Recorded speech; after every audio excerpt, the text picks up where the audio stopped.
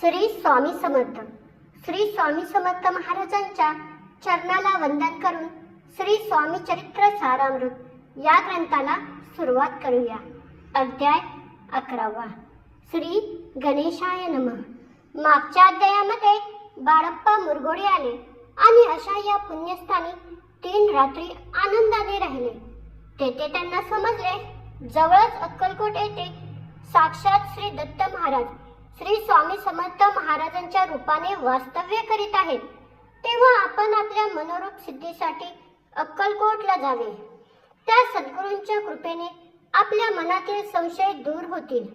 मुरगोडमधील ब्राह्मणांनी चोळप्पांना सल्ला दिला.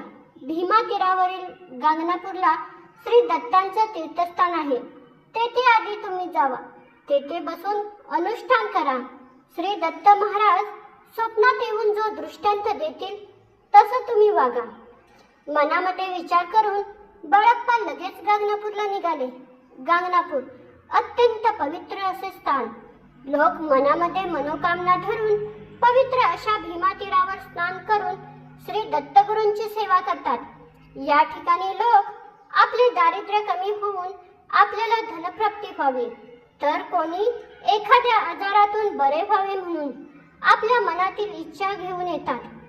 कोणी मंदिराला प्रदक्षिणा घालतात, तर कोणी ब्राह्मण भोजन घालतात, तर कोणी गंगेमध्ये स्नान करून देवळापर्यंत नमस्कार करतात. ज्याप्रमाणे कोणी नवस बोलणे असेल तसे पूर्ण करतात. तेथील सर्व सेवेकरी दररोज दोन्ही वेळेला भिक्षा मागून आपला उदरनिर्वाह करतात. अशा या ठिकाणी बाळप्पा येऊन पोहोचले. त्यांनी मनोभावे नरसिंह सरस्वतींच्या पावलांचे दर्शन घेतले. दुसऱ्या दिवसापासून त्यांनी आपल्या अनुष्ठानाला सुरुवात केली. रोज सकाळी पहाटे उठावे, संगमावर जाऊन स्नान करावे आणि नंतर जपध्यान करावे. इतर सेवेकऱ्यांसोबत गावात जाऊन भिक्षा मागत आणि संगमावर येऊन भोजन करत, पुन्हा स्नान करून पुन्हा जपध्यान करत, सूर्यास्ताच्या वेळी संध्याकाळी पुन्हा संध्या स्नान करून संध्यावंदन आणि नामस्करणाचे कार्य आटपून रात्र पडायच्या आत गावात परतून येत असत. बाळप्पा गृहस्थाश्रमी होते. त्यांच्या घरी संपत्ती अनुकूल होती. त्यांना परांना कधीच माहीत नव्हतं, पण ते आज भिक्षा मागून जेवत होते. आपल्याला सद्गुरूंची प्राप्ती व्हावी म्हणून त्यांनी घरदार, कामधंदा, बायका पोरं या सगळ्यांचा त्याग करून थंडी, ऊन, वारा, पाऊस यांची पर्वा न करता आनंदाने राहत होते. घरी रोज पंचपक्वाने खाणारा आज इथे भिक्षा मागून मिळतील त्या कोरड्या भाकरीवर आपला उदरनिर्वाह करत होता. कधी कधी ऊन, पाऊस, वारा, थंडी यांचा त्यांना खूप त्रास होत होता, तर कधी अर्धपोटी उपवास घडत होता. पण मनातून नाराज न होता केवळ सद्गुरू प्राप्तीसाठी ते हे सर्व करत होते. गांगनापूरला अय्यराम नावाचे एक सेवेकरी राहत होते. त्यांना बाळप्पांबद्दल समजले होते. त्यांचे होणारे हालही त्यांना समजले. ते बाळप्पांना म्हणाले, तुम्ही रोज भिक्षा मागून आल्यानंतर आमच्या घरी येत जावा आणि तुम्हाला जे कमी पडेल ते आमच्या घरातून घेत जावा. हे ऐकून बाळप्पांना बरे वाटले. 2 दिवस ते पोट भरून जेवले, परंतु मनातून त्यांना संकोच वाटू लागला. त्यामुळे त्यांनी त्यांच्या घरी जाणे सोडले. नेहमीप्रमाणे माधुकरी मागून आले की संगमावर जात, कोरड्या भाकरींची झोळी पाण्यामध्ये बुडवत, नंतर तेथून बाहेर येऊन त्या ठिकाणच्या एखाद्या खडकावर बसून त्या भाकरी खात. असा त्यांचा दिनक्रम कित्येक दिवस चालू होता. असेच काही दिवस लोटले. त्यांना योग्य आहार न मिळाल्याने त्यांचे शरीर कृश होत चालले होते. त्यामुळे त्यांच्या मनात विचार येत होत होता की आपण घरदार, बायका पोरं, कामधंदा सोडून सद्गुरूंच्या प्राप्तीसाठी येथे आलो आहोत. पण आपल्याला सद्गुरूंची प्राप्ती होईल असं आता दिसत नाही. आपलं नशीबच खोटं. एवढा आपण त्रास सहन केला, उपवास तपास केले, अनुष्ठान केले, पण स्वप्नात सुद्धा कधी सद्गुरूंचे दर्शन आपल्याला झालं नाही. असा विचार बाळप्पांच्या मनामध्ये येत होता. तरी सुद्धा कष्ट सोसून त्यांनी आपली नित्यनियमाने सेवा चालूच ठेवली. अशा प्रकारे 1 महिना पूर्ण झाल्यानंतर त्यांना स्वप्न पडले. त्यामध्ये प्रत्यक्ष दत्तगुरूंचे त्यांना दर्शन झाले.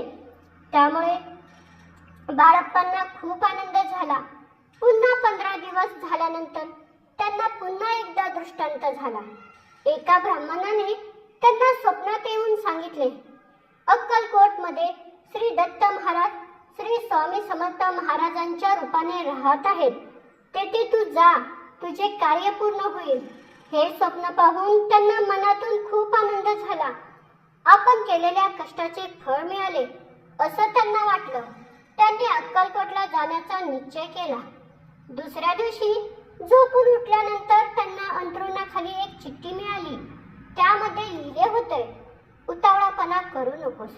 हे पाहून त्यांनी मनामध्ये विचार केला की आपले अनुष्ठान अजून पूर्ण झाले नाही. त्यामुळे पुन्हा त्यांनी अनुष्ठानाला सुरुवात केली. एके दिवशी बाळप्पा संगमावर स्नान करण्यासाठी गेले. तेथील एका झाडाखाली आपले कपडे ठेवून ते आंघोळीला गेले. आंघोळ करून परत आल्यानंतर त्यांनी आपले कपडे उचलले तर त्याखाली त्यांना एक विषारी विंचू आढळला. त्यांनी विंचवाला मारले नाही, तसेच सोडून दिले. आपले नित्यकर्म आटपून ते गावामध्ये भिक्षा मागण्यासाठी गेले. विशेष म्हणजे त्या दिवशी त्यांना घराघरातून पंचपक्वाने मिळाले. बाळप्पांना खूप आनंद झाला. त्यांना वाटलं आजचा दिवस खूप चांगला आहे, हा उत्तम शकुन आहे असं समजून ते त्याच दिवशी अक्कलकोटला जाण्यास निघाले. रस्त्यामध्ये त्यांना वेगवेगळे शकुन होत होते. चालत चालत बाळप्पा दुसऱ्या दिवशी अक्कलकोट मध्ये येऊन पोहोचले. नरसिंह सरस्वती स्वतः यतिरूपाने वास करत आहेत. ती अशी रम्य नगरी म्हणजे अक्कलकोट. तेथील सर्व लोक आनंदाने नांदत आहेत. तेथील लोक कोणतेही काम करताना श्री स्वामी महाराजांच्या नामांचा गजर करत होते, तर कोणी स्वामी महाराजांची स्तुती गाणी म्हणून करत होते.